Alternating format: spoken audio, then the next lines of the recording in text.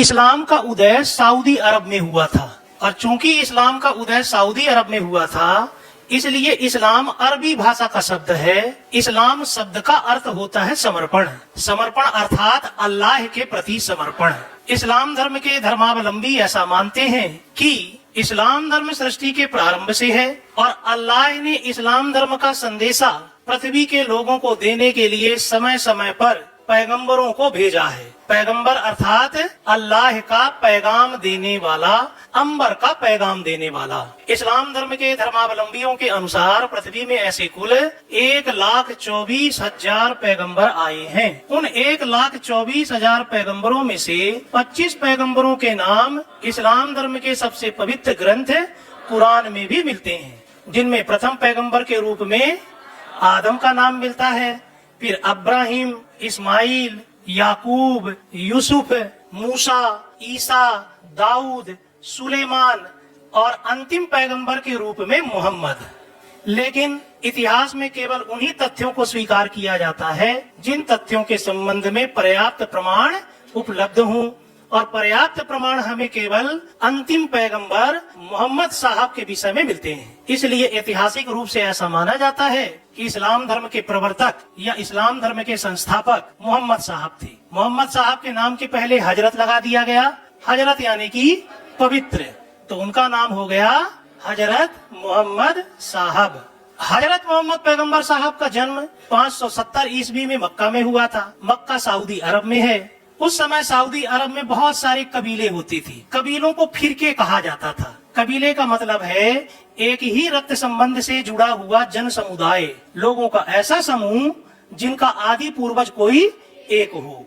माना जाता है उस समय अरब में ऐसे 360 से लेकर के 365 कबीले थे। हजरत मोहम्मद पैगंबर साहब का संबंध कुरैश कबीले से था। हजरत मोहम्मद पैगंबर साहब के बचपन का नाम अल अमीन था। इनके पिता का नाम अब्दुल्ला था। इनके पिता की मृत्यु इनके जन्म से पहले ही हो गई थी। इनकी माँ का नाम अमीना था, जिनकी मृत्यु तब हो गई थी जब हजरत मोहम्मद पैगंबर साहब की आयु मात्र 6 वर्ष थी। इसलिए हजरत मोहम्मद पैगंबर साहब का पालन पोषण पहले इनके दादा मुत्तलिब या मुतल्लिब के द्वारा किया गया और दादा की मृत्यु के उपरांत इनका पालन पोषण इनके चाचा अबू तालिब के द्वारा किया गया। अबू तालिब उस समय कुरैश कबीला के प्रमुख थे और सऊदी अरब में जितने भी कबीले थे उनमें से कुरैश कबीला एक शक्तिशाली कबीला था। तो हजरत मोहम्मद पैगंबर साहब के चाचा प्रतिष्ठित व्यक्ति थे। हजरत मोहम्मद पैगंबर साहब जैसे जैसे बड़े हुए वैसे आगे चल करके रोजगार की तलाश में वो खदीजा नामक ऊँटों का व्यापार करने वाली एक विधवा महिला के यहाँ नौकरी करने लगे और खदीजा के ऊँटों को बेचने के लिए पैगंबर साहब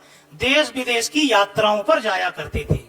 देश विदेश की यात्राओं में जाने से अलग अलग प्रकार के लोगों से ये मिले, जिससे इनके ज्ञान का विकास हुआ। हजरत मोहम्मद पैगंबर साहब ने कुल 13 विवाह किए, जिनमें से प्रथम विवाह 595 ईस्वी में खदीजा से किया। उस समय हजरत मोहम्मद पैगंबर साहब की आयु मात्र 25 वर्ष और खदीजा नामक विधवा की आयु मात्र 40 वर्ष थी। यूं तो एक विधवा से विवाह करना पाप माना जाता था, लेकिन हजरत मोहम्मद पैगंबर साहब ने उन बंदिशों को तोड़ते हुए खदीजा से विवाह किया था। इस विवाह का बड़ा सकारात्मक प्रभाव भी पड़ा।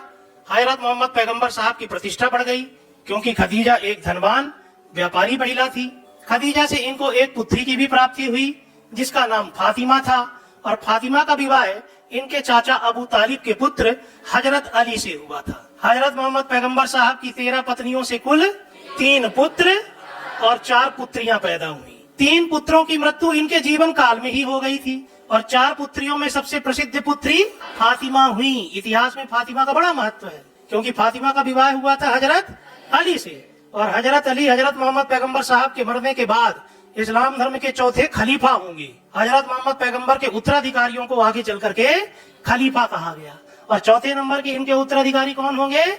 हजरत अली। अब विवाह के उपरांत ही जनरली ज्ञान की प्राप्ति होती है, तो हजरत मोहम्मद पैगंबर साहब को भी पहली बार ज्ञान की प्राप्ति 610 ईस्वी में मक्का की हीरा नामक गुफा में हुई।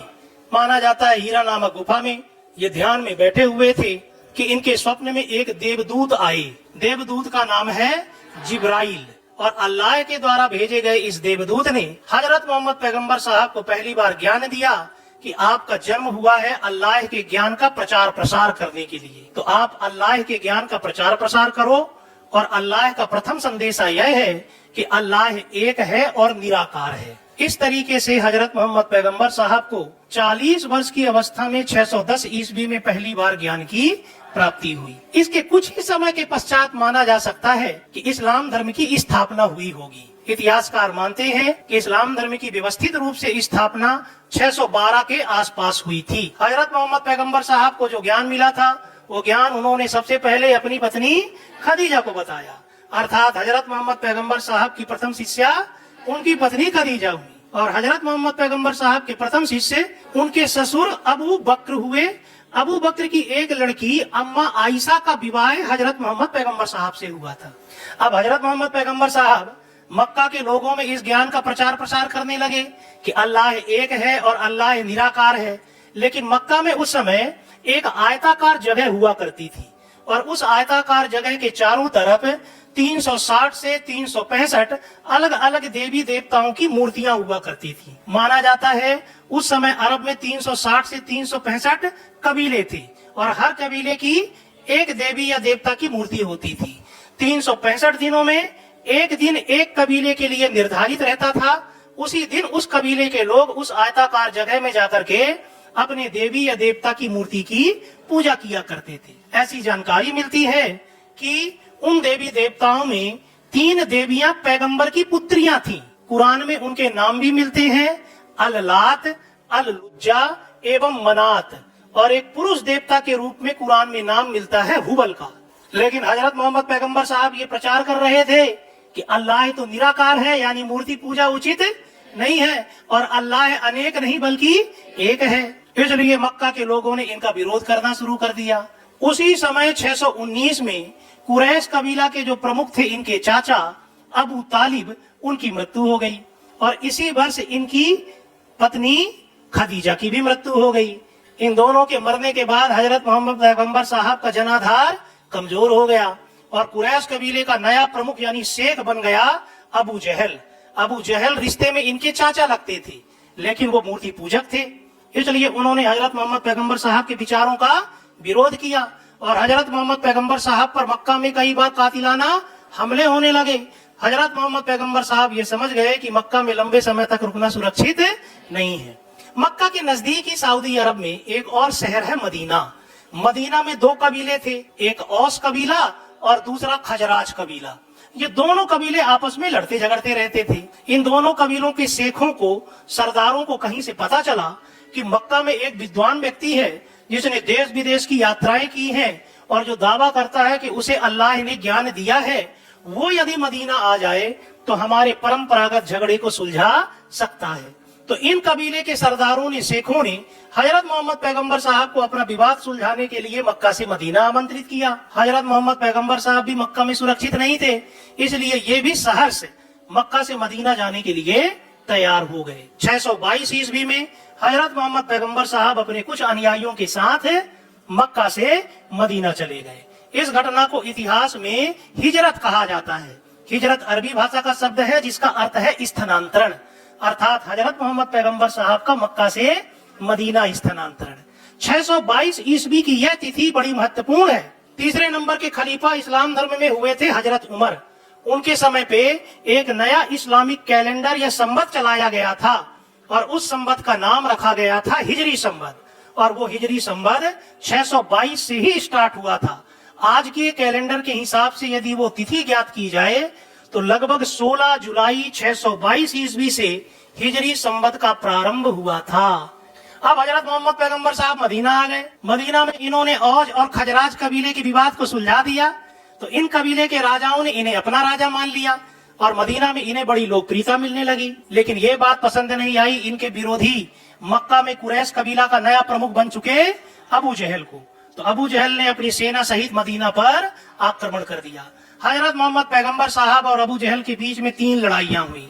624 में पहली लड़ाई बद्र की लड़ाई हुई, 25 में उहुद की लड़ाई हुई और 27 में खंदक की लड़ाई हुई। इन तीनों लड़ाइयों में फाइनली हजरत मोहम्मद पैगंबर साहब की सेना विजय हुई और अबू जहल के समर्थक पराजित हुए। देखते देखते पूरे मदीना के लोगों ने हजरत मोहम्मद पैगंबर साहब को अपना शासक स्वीकार कर लिया और फिर हजरत मोहम्मद पैगंबर साहब अपनी सेना लेकर के 630 में मक्का भी पहुंचे। इस बार मक्का के लोगों ने इनका विरोध नहीं किया और मक्का पर भी इनका अधिकार हो गया। माना जाता है मक्का में जो वो आयताकार जगह थी जहां 360 या 365 विभिन्न देवी देवताओं की मूर्तियां रखी रहती थीं, हजरत मोहम्मद पैगंबर साहब ने मक्का पहुंचने के बाद उन मूर्तियों को वहां से हटवा दिया और ये माना गया कि जो प्रथम पैगंबर थे आदम, उनके जीवन काल में आसमान से एक सफेद पत्थर गिरा था। उस आसमानी पत्थर को उसी आयताकार जगह के बीच में स्थापित कर दिया गया। आज विश्व भर के मुसलमान उसी पत्थर की इबादत करते हैं और चूंकि वो जगह जो आयताकार जगह है उसे काबा कहा जाता है और एक तरीके से वो मस्जिद है। भारत से वो मस्जिद पश्चिम दिशा में पड़ती है, इसलिए भारतीय मुसलमान पश्चिम की ओर मुख करके नमाज पढ़ते हैं। तो काबा कहाँ है? मक्का में। काबा वही आयताकार जगह है जिसके विषय में माना जाता है कि इसके चारों तरफ 360 या 365 अलग अलग देवी देवताओं की मूर्तियां हुआ करती थीं, जिन्हें हजरत मोहम्मद पैगंबर साहब के द्वारा 630 में मक्का पर अधिकार करने के उपरांत हटवा दिया गया था। यही कुछ ऐसी भी बातें मिलती हैं सोशल मीडिया वगैरह में कि वो जो पत्थर है जिसके विषय में कहा जाता है कि आसमानी पत्थर है, वास्तव में वो एक शिवलिंग है और वो शिवलिंग पहले सफेद था क्योंकि उसमें चांदी की खोल चढ़ी हुई थी और पैगंबर साहब ने मूर्तियां तो छोटी मोटी हटवा दी, लेकिन जब इन्होंने वो शिवलिंग हटाने का प्रयास किया तो वहाँ के सारे कबीले एकजुट हो गए और उन्होंने बोला नहीं, ये हमारे मक्केश्वर शिवलिंग है, आप इनको नहीं हटा सकते हो। तो ये उस शिवलिंग को नहीं हटा पाए और चांदी की उस खोल में इन्होंने काला रंग पुतवा दिया और ये कहानी गढ़ दी गई कि पहले ये पत्थर जब आसमान से गिरा था तब ये सफेद था, लेकिन जैसे जैसे पृथ्वी में अपराध बढ़ता गया वैसे वैसे ये काला होता गया। आज वो पत्थर किस रंग का है? काले रंग का। लेकिन ये सोशल मीडिया की बातें हैं, इनकी सत्यता या असत्यता के संबंध में मैं कोई दावा नहीं कर सकता। हजरत मोहम्मद पैगंबर साहब ज्यादातर मदीना में ही रहे। मदीना का प्राचीन नाम यसरिब था, लेकिन पैगंबर साहब के रहने के कारण इसे मदीना कहा जाने लगा। मदीना भी अरबी भाषा का शब्द है जिसका अर्थ होता है हजरत मोहम्मद पैगंबर का स्थान। मदीना में ये अपनी सबसे अंतिम नंबर की पत्नी अम्मा आयशा के यहाँ रहते थे। अम्मा आयशा के जो पिता थे हजरत अबू बकर, वो हजरत मोहम्मद पैगंबर साहब के हम उम्र भी थे और हजरत मोहम्मद पैगंबर साहब के शिष्य भी थे। हजरत मोहम्मद पैगंबर साहब मई 632 ईस्वी में मदीना से मक्का काबा की यात्रा के लिए आए। काबा वो आयताकार मस्जिद जो है, और मई में ही वो वापस मक्का से मदीना लौटे। इसके उपरांत इनकी तबीयत बिगड़ गई और 27 या 28 मई 632 में मदीना में इनकी मृत्यु हो गई। अम्मा आयशा के घर में ये मरे। जहां इनका देहांत हुआ वहां आगे चलकर के खलीफाओं के शासनकाल में एक भव्य गुंबद बनवा दिया गया और उस गुंबद को हरे रंग से कलर कर दिया गया। तो इस्लाम धर्म में हरे रंग को पवित्र रंग माना जाने लगा। तो ये था हजरत मोहम्मद पैगंबर साहब का संक्षिप्त जीवन परिचय।